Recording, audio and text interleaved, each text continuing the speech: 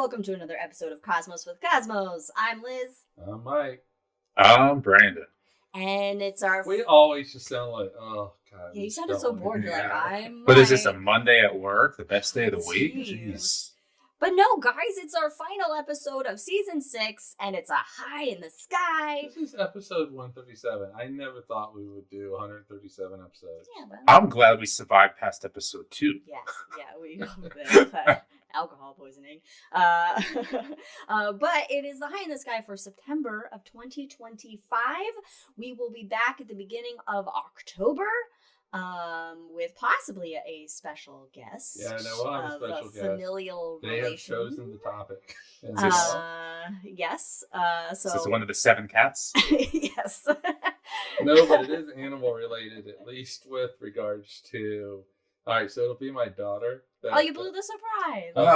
Just edit that in the post. That takes a lot of work. Okay. Whatever. All right, yeah, she'll be here, and she has chosen a topic that she chose today, which was inspired by her quote unquote pets. All right, cool. Okay, cool. All right. Glad she knows what we talk about. No. So you can join us again back in the beginning of October when we're back from our break. Otherwise, we will have some shots coming out for you in the meantime. Every other Wednesday, a shot of astronomy down your gullet from us. We have one coming out on the 27th of August, and then whatever the other in Wednesday. What are the new ones about, Liz? I can't tell you. We'll find out. Find out soon. Anyway, follow us. Oh wait, hold on. I'm not doing it in the right order because I'm not looking at my notes. Mike, what are you drinking? Because it's Cosmos with Cosmos, so we gotta have some drinks. Yeah, I'm calling it barbecue. I read the notes. All right. Calling it the Is barbecue. It's no, just like bacon grease? Yeah, why our camera froze? Well, your camera froze, but your audio is still good. And what matters is people can still see me gesticulate, so we can continue, I think. And now I can't. The audio was going to go back for hours. Now you should okay, be able to hear I us. can hear you now. Yes. But your camera's still frozen. I know. But at least y'all look happy. I think it's I think what it is the USB cable. I think there's an issue with the USB cable. There we go. So we'll see how long that lasts. So we're doing this until we freeze anyway, again. Here's my drink. Barbecue. The Cheers. barbecue. Nice. Brandon, what are you drinking? Oh wait, what's in it? I told you. Oh well, I was busy troubleshooting technical issues. It's just peach tea and peach vodka. What you would have at a barbecue. Okay. Brandon, what do you got? I went full on basic and lazy and just got a vodka seltzer. Oh, nice. I like it. Yeah. I'm calling mine the one drink to rule them all and in the darkness inebriate you. Like that. That's mine, and it is a Mike. Yeah, it's got a peach puree in it, which is peaches. It had tequila, other stuff in it with the Sure. puree. But it, as far as the drink goes, it's lime juice puree and 1 second. And my TV turned itself on. Oh, that's creepy. All right. It's got ghosts. But it also has a tagine rim. So it's got a little bit of a nice lime spiciness to it. It's actually called The Devil Will Get You. Yeah, something like that. Yeah, something like that. The Devil Will Get You. Based off a sign in Georgia, I guess. That's like the Devil Will Get You thing. I don't know. Anyway. That's what we're drinking. Follow us on all the things at Cosmos with Cosmos, at Drinking Cosmos on Twitter, Spotify, YouTube, etc. I don't know, wherever you can find us, cosmos.com. Also, check out some of our friends, Wildixia on Etsy, Wildixia, for some really cool artwork by a talented woman. And the MrProctorShow.com for our good buddy Ron Proctor, who does some cool stuff. Blender tutorials, chickens, astronomy stuff, chickens all the way down. It's Fantastic. And then, of course, our good buddy Jack, who's out on assignment, so he's not going to be joining us in chat today. He's on vacation in Amsterdam right now, so he's living the good life. And you can living high and you can support his planetarium if you're down in the Council Bluffs, Iowa area. rollingbluffsplanetarium.com. Check it out. Meanwhile, for this show, we do have, I already promoted the shot earlier, so in the meantime, while you're hanging out with us, listening to our show, we do have some rules, a little drinking game, if you will. If you hear any dogs bark, which may happen, may not happen, we don't know. It depends on the noise cancellation of the microphones. Take a drink. And, of course, if we make any Star Wars or Lord of the Rings references, also take a drink. Yes? What was the name of your drink? And not that we'd have to take a drink. What it was? My name of my drink is the one drink to rule them all and in the darkness inebriate you. Okay, that's right. That's really good. You didn't write it down. I did not write it down. That's a good one. I did not write it down. Be written down. Okay, well, you can type it in the notes. I'll let Brandon do it. Okay. He's right there. Fine. We can hear I'm him gonna go clickety click clack on his keyboard. All right. Anyway, you guys ready to get high in the sky? Sure. Yeah, high in the sky, September 2025. And the constellation highlight that I chose for September of 2025 is Pegasus and the Great Square. Of Pegasus. So Pegasus, I think most people are familiar with Pegasus being a flying horse, a winged horse, if you want to sound fancy Which is, with you it. know, that's just science. It's just science. All the horses have wings. They all have wings. All the horses. There's them. never been a horse that hasn't All had the wings. pretty horses. You just give them some Red Bull and they all Any good leather references? Take a drink. No, I don't get literary references. So the most visible part of Pegasus is what's known as the Great Square. It's the body of Pegasus. There are 4 bright stars that make it up: Markab, Shiat, Algenib, and Alpheratz. And you'll notice most stars are actually Arabic in name, whereas most constellations, at least in the Northern Hemisphere, are Greek. But the ancient Arabics did a lot of naming and cataloging of stars, and so those names have stuck. The brightest star in Pegasus, however, is its nose. It's the nose of the horse. It's an orange supergiant called Enif. If it was red, Rudolph, right? I was just thinking that. If it was red. Or a nice little pimple on the horse. Pegasus, the orange-nosed Rudolph. reindeer. Maybe it has wings. It can fly Santa around. I mean, come on, you don't need all these other dingbats. Something my dad would say. Just said Dingbats? Yeah, something my dad would say. You have become your father. Slowly but surely. All in a year we'll be playing golf all the time. Oh God, let's hope not. Let's hope not. So in the constellation of Pegasus, there are 12 star systems with exoplanets that have been found. Oh. And the first sun-like star discovered with an exoplanet is 51 Pegasi. So yeah, that's cool. Exoplanets pretty much fucking everywhere is what we're learning. That's what we're learning. Once we start looking for them and have the technology to look for them, pretty much everywhere. I mean, it just lit up. Just planet. Anyway, there's also some other deep sky objects in Pegasus, such as M15, which is a globular cluster about 34,000 light years away. That's not far away at all. Uh-huh. It's not. It's really not.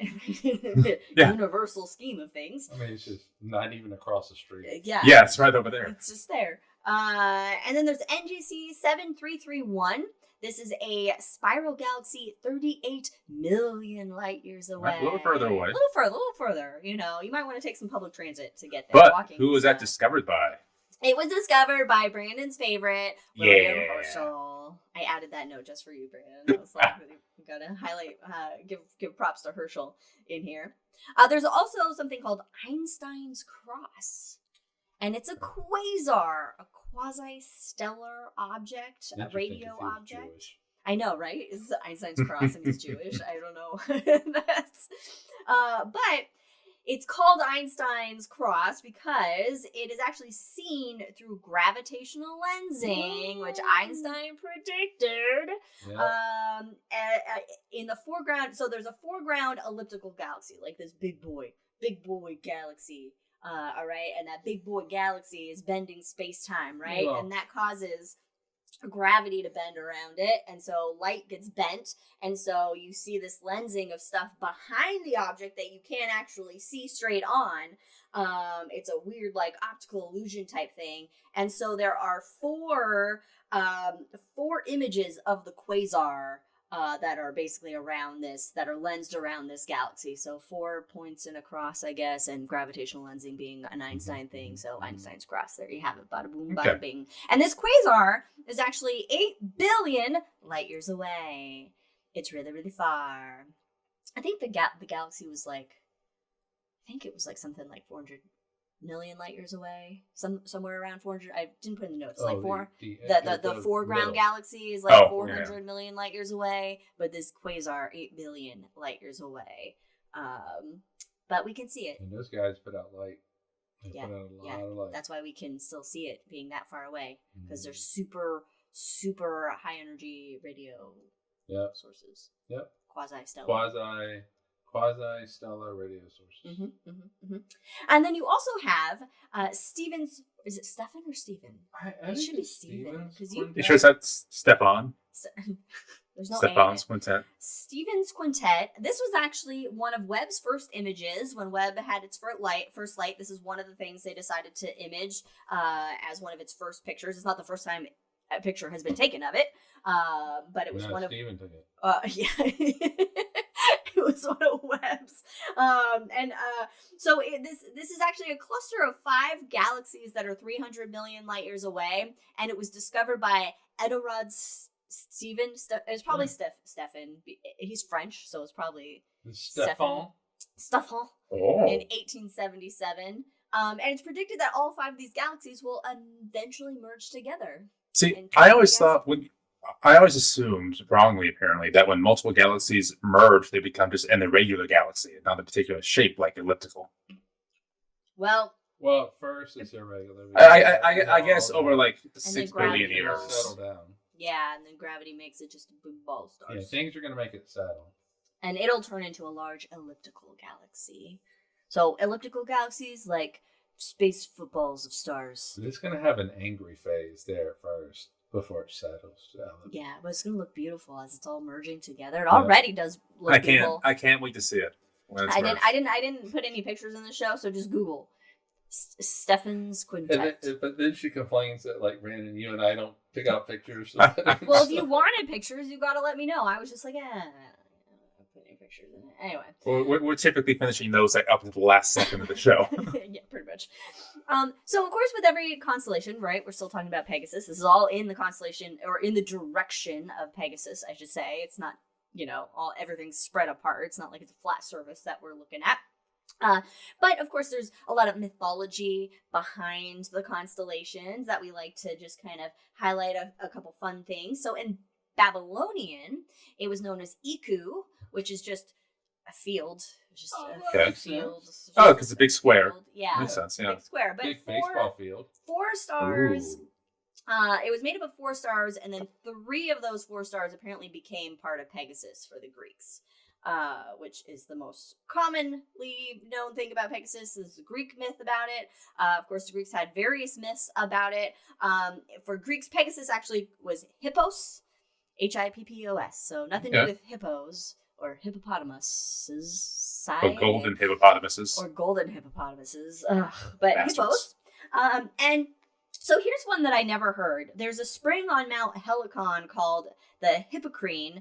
And so the myth is that the hooves of Pegasus dug it out, and those that drank from it were blessed with the ability to write poetry. That's awesome.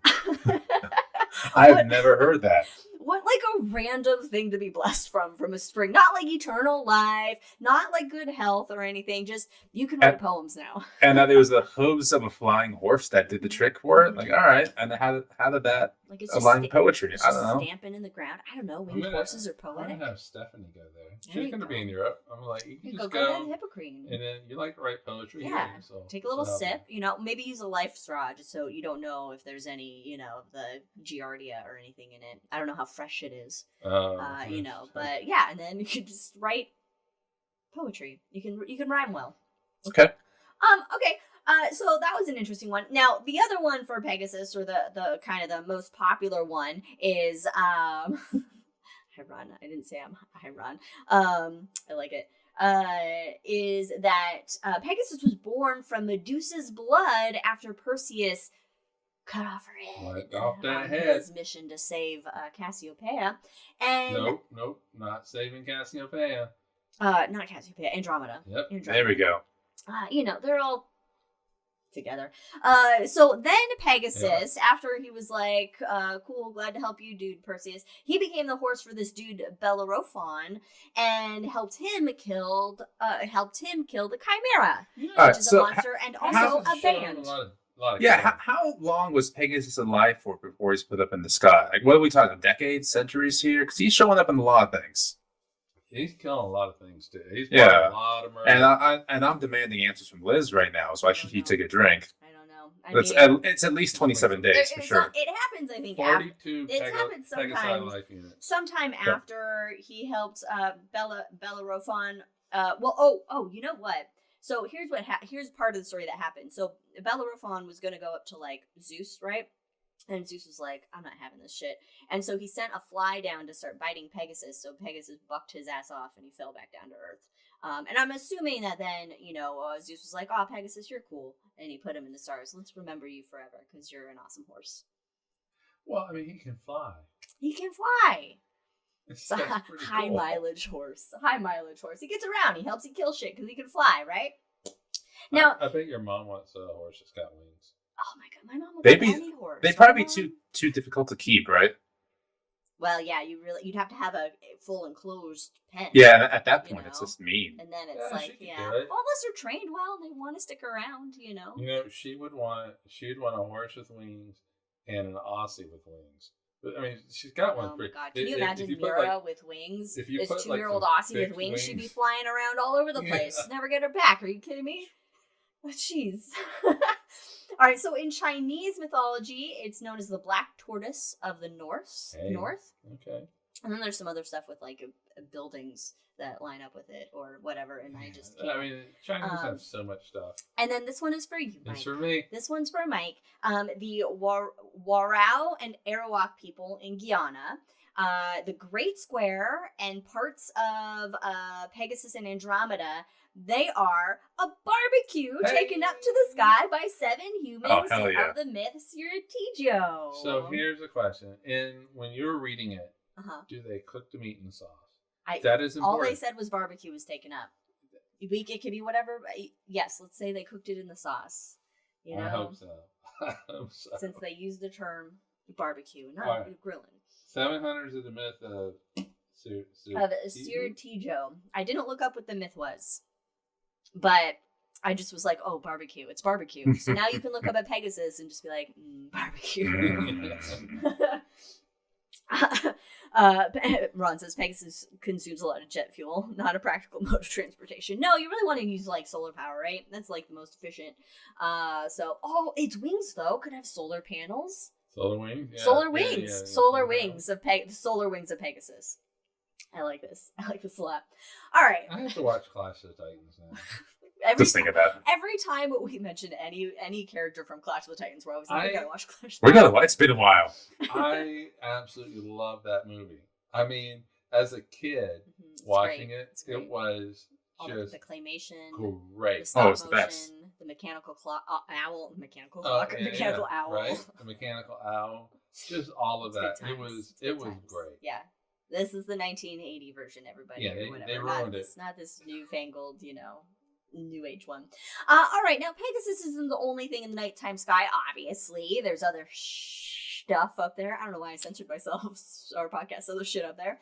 Such as planets. Now, September, not a great month for a ton of planets that are up at night. However, right after sunset. Nope. Jupes will be up after in the east around 2 a.m. So it's going to be earlier in the morning that it will be up. However, there is one planet that will be up a night long. I was wondering if you could do that. All night. And that is Saturn. Hey. Saturn is gracing our September skies all night. And on the 21st of September, it will be at opposition, meaning on the opposite side of the sun from the Earth. So it's like Sun, Earth, Saturn. So it'll be bright, and it's also closest to us in its orbit. So it'll it's a good time. It's one of the best times to see Saturn. So the 21st of September. Biggest for and that. brightest in your telescope. Yeah. Yes. See those Did you- rings. Did you guys see Jupiter and Venus close approach to each other this month? No. Oh, it was beautiful. It's like they were within like a couple of finger lengths, Oh, nice. finger widths of each other. It was very nice. What day was that on? When was that? It was like last week. Oh gosh, we're just so busy. Anyway, let's see. So just Saturn up, but there's some celestial events that will be happening, such as on September 7th. We have not just a full moon, but a full moon with a total lunar eclipse. That's Hey. right. Now it's normally this full moon is normally known as the corn moon, because it's like, hey, it's time to harvest the corn. But because it's also a full moon, it's a bloody corn moon. Yeah, that's right. Total lunar eclipses are known as blood moons. They don't go completely dark like the sun does in a total solar eclipse, but they get very like reddish and brownish depending on the amount of particulates in the atmosphere that affects the actual color and the deepness, richness of the red, I should say. It's crazy. I just had this conversation with Susanna today. Oh yeah, because she did a She's drawing painting she's drawing a picture Oh. of a blood moon. of a blood moon, and she was having a hard time with getting the color right. Yeah. But Yeah. But to You can be just tell fair her. for her, Depends it's on the atmosphere. it's a very difficult color to. Yeah. But, okay, don't get too excited because it will be visible throughout all of Asia and Australia and the central and eastern parts of Europe and Africa. So not Well, that's for what- North Now, America. that's- if you live there, you can be excited. Yeah, you can be excited Yeah, to live there. and to be fair, that's where most of our fan base is. So I think we're Yes, speaking yes. to the right people. That moon is just gonna weege. It's gonna weege. Weeds. Weege. The Yeah, shadow's it's been a gonna while. weege. Shadow weege over the moon. No. But on the 21st of September, again, the 21st of September comes back. Not only is Saturn at opposition, but there will be a partial solar eclipse during the new moon, because the moon is in between the Earth and the Sun. This will be visible in New Zealand, Antarctica, and the Southern Pacific Ocean, and it will be best seen from New Zealand with 76% We gotta coverage. go. We gotta go. We gotta do it. We have to do this. Okay, yeah. Brandon and I get Right. free flights. So we'll change our flight from going from back home from London to Yeah. then just detouring We'll to just- New yeah, Zealand. You gotta circumnavigate. You gotta Magellan this. And of course I want the miles. on September 22nd, happy fall! Hey, The fall's total coming. Equinox. So yay, made it past another Everybody in summer. Phoenix is like, "What's that?" Yeah, they're like, oh, okay. And that's basically all the sky events for September. No meteor showers. The Oranids start up in October, so we'll be back to talk about those when we're back from our break. But otherwise, that's it. So now it's time for astronomy news. Yeah, I didn't think we were doing astronomy. I decided to do a couple articles of astronomy news and then we'll get into some other things. Couple. Okay. There's 4. Okay, well, it'll go fast. Whatever. I just thought, it's nice to share some news items. Okay, so this first item that I found on, this is from the Center for Astrophysics, the Harvard and Smithsonian Center for Astrophysics. So I think it's got some legitimacy You know who worked there? to it. Vera Rubin. Oh, wow. Check out our episode on Vera Rubin. So the article was AI helps discover a new type of supernova. Oh. Now, I'm not super supportive of AI or the biggest fan, because I'm becoming a curmudgeon-y old person now. However, used in correct ways like this, Yes, it can be a positive. beneficial. So this what they saw was this basically supernova SN 2023 ZKD. So it was discovered actually in 2023. It takes a while to process the data and combine your research and put it out and publish it and everything like that. It is 730 million light years away. So pretty far away. And basically what they believe happened, it was a massive star exploded while trying to swallow a black hole companion. And the black hole always wins in this situation. Okay, all right, hold on.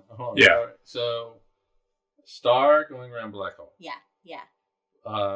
Star, visible star, says, hey, I'm going to eat the black hole. Yeah, it's like, ooh. And so it tries to eat it, and the black hole makes it explode. Yeah. That is It's like super a dog cool. eating chocolate. Yeah. That is super cool. So what this research team developed was an AI algorithm that was designed to scan for unusual explosions in real time. And it first detected it was able to first detect the explosion and give like an early alert that astronomers could then do immediate follow-up observations. So they it alerted to like some unusual activity, which allowed them to like basically go, hey, telescopes, let's look over here. And then they were able to see like the explosion happen basically. Alexander Gagliano is the lead author of the study. He said it was flagged months before its most unusual behavior, which gave them time to get the observations needed. Now, an alternate option for what happened was that the black hole actually tore the star apart before the star exploded. So that's an alternate hypothesis to what could have happened. Either way, a heavier black hole was left behind due to the event. Did you do some eating? Did some eating. Got some good barbecue in the sky. Oh, yeah. Oh, Yeah. yeah. I mean, you know. Like I'm going to do tonight. Black holes tend to be fairly ravenous and all-consuming. And they can also sleep for a long time. Yeah, that's true. Once you get the big meal in you. Yeah, I know. They hibernate for a bit. And then they get hungry again. They're like big bears. Big space bears. Space bears. I want to see Big Bear. I want to see Big Bear. This is not it's not Ursa a black Major in the hole sky. I want to see an Ursa Major in the Shire. All right. Next one. This one obviously chosen for some obvious reasons. Astronomers spot the Eye of Sauron in deep space. This is from the Max Planck Institute for Radio Astronomy. They captured the image of the origin of a cosmic jet. So we see these sort of cosmic jets that are just high energy radiation that's streaming through space. And they were able to find the origin because that jet it happens to be pointed directly towards the Earth, so we can essentially look down the barrel of it. Yeah. To the origin. So it's kind of a lucky view that we have. And when they did the imaging and computer simulations, I guess it apparently looked like the Eye of Sauron. I kind of didn't see it in the image when that was used in the article. I was like, okay, all right. It's called PKS 1424240. It is the brightest neutrino-emitting object of its kind, but its radio jet was slower than it should have been for such a high-energy object. And so what they found was, by looking basically, again, down the barrel of this cosmic jet, was ring-shaped magnetic fields, which created an environment that acted like a spring that can accelerate particles to high energies, so high neutrinos and high gamma radiation. And because that jet is aligned with Earth, it has 30 times more, has 30 times more brightness. So it appears to move slowly, and that apparent slowness is just an optical illusion, basically. It's not actually moving.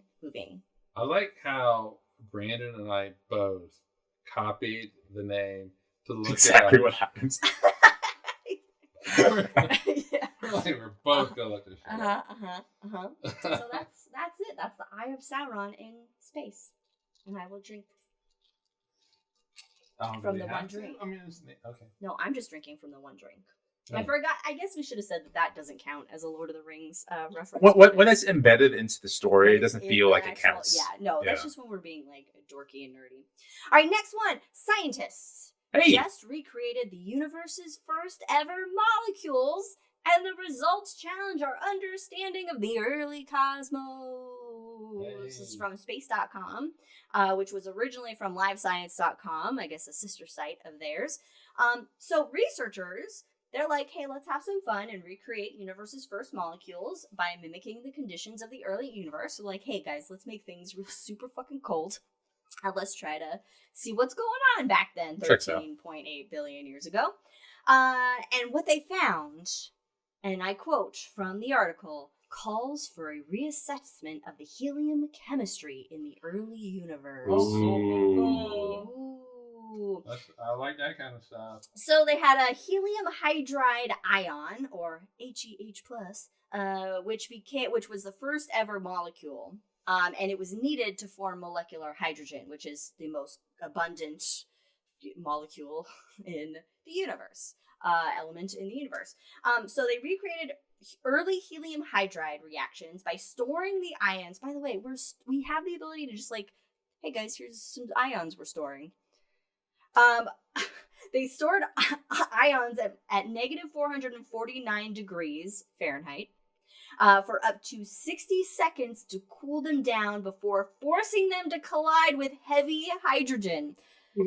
Okay, think about that though. They're being held at minus 260. Oh, okay. Never mind. I thought they were cooling it down even further from that. No, they cooled it down to that. They cooled it down to that, and then they're like, all right, let's slam them into some other shit. Let's see what happens. Things we can't even see. And how do you make something negative 450 degrees Fahrenheit? Like, that's not you can't do it with ice. Put it in the freezer for a while. Like, dear Lord, they just got a bunch of dry ice. Yeah, I mean, basically, you just remove energy from the system. Yeah, you got to remove everything. Yeah. How do you remove the energy from the system? So, look, I don't know. Okay, so they had these ions collide with heavy hydrogen. They studied how the collisions, similar to those that kickstart fusion in a star, changed depending on the temperature of the particles.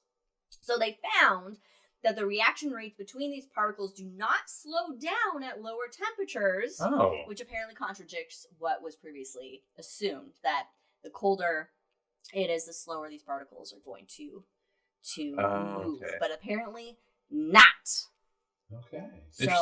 So yeah, that's it. This is on space.com? This is on space.com. Yeah, so you can read more into that fancy physics, man. I figured you would be interested in that. So it's interesting because, we have, it just shows that our understanding of the universe isn't complete in any way, shape, or form, that we're still learning, and new technologies and processes allow us to do further research to understand better and more about the universe we live in. I love all this shit where it's like, where what they say is like calls for a reassessment of the helium chemistry. I mean, because it's like, it's just that what we understood is wrong, or a little off, or you know, it's I don't know. Which then, does that mean that maybe that allows star formation to maybe happen earlier? Then, if it's, I don't know what the my brain isn't that. This is above my level of. But I mean, the thing is, though, this is not the conditions of the early universe. Well, it's a they're just trying to recreate temperatures at this point. I mean, you can't. Right. Do a one-to-one recreation of the early It's like universe. Scientists make a diorama with like cardboard pictures of what the early universe looks like, and this is the conditions they was in. And stick the hydrogen in there. They have the little ions hanging from strings in the diorama, and then they shake it, and that has them collide with the heavier ones. Oh my god! I want to do this. For every scientific explanation that we do here, we should do little shoebox dioramas where it's just little balls on a string and we're just shaking stuff. That would be fun. We don't buy enough shoes. If we get enough boxes that come in. Take Take a drink for Brandon yelling at Frodo.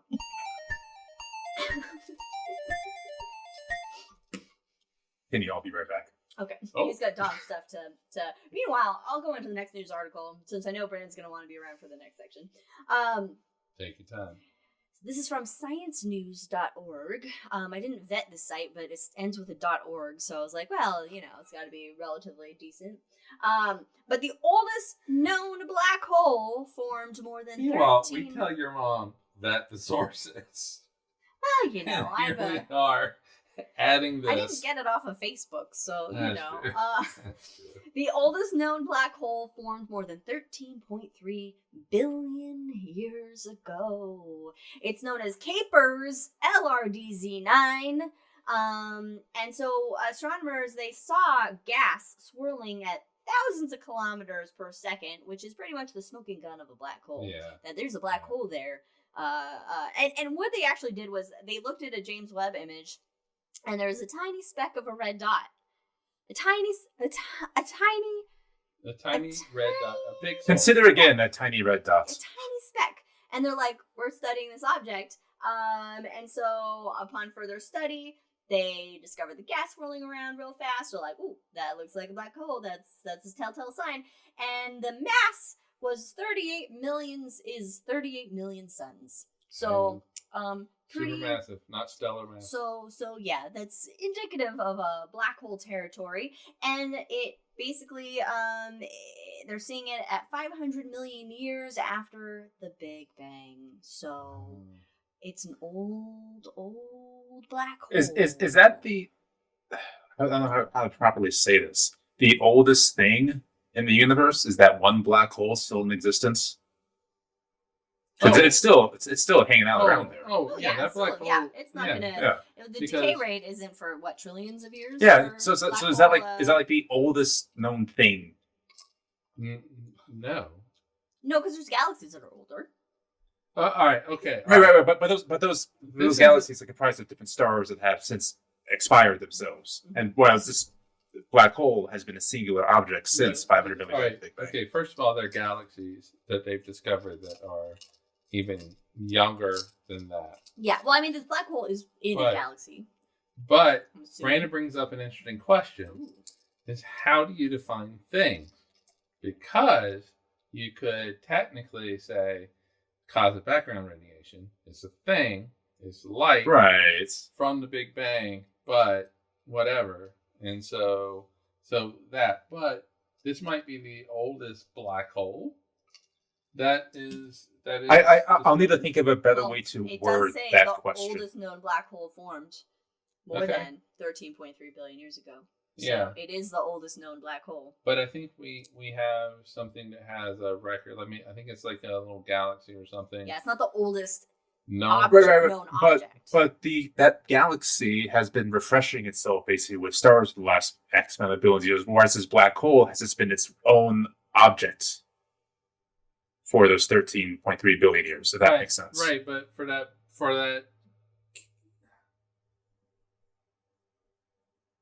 Yeah. So it's replacing. All right, I see what you're saying. Yeah, I see what you're saying.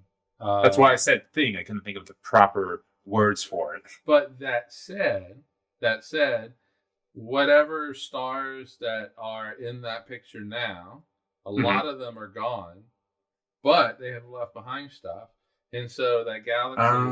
Yeah, there's some brown dwarfs out there still hanging around, for example. So okay, but also the stars that are there.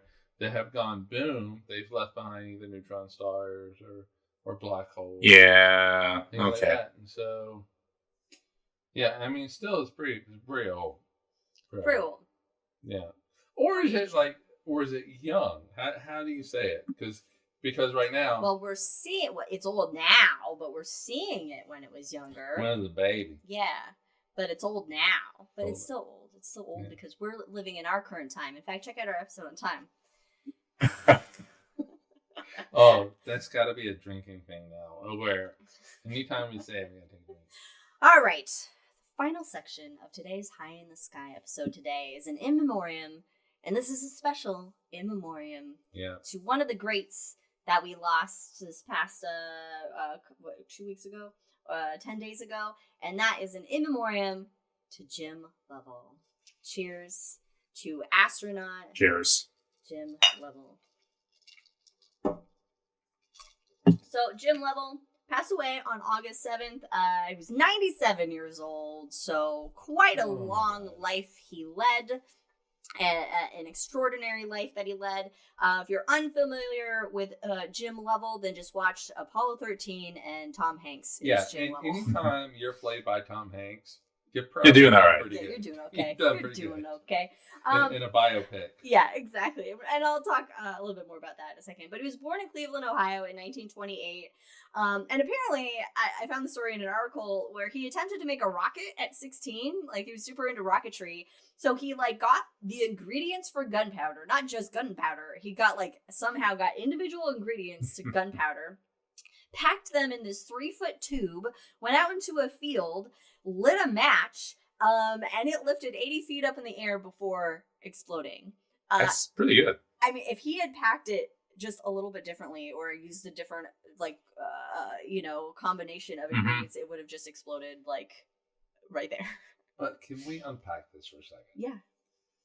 1944. Yeah, I was thinking that. You're 16 years old, and you can just go get the ingredients for gunpowder. Probably down at the local Ace Hardware. I don't know. Probably.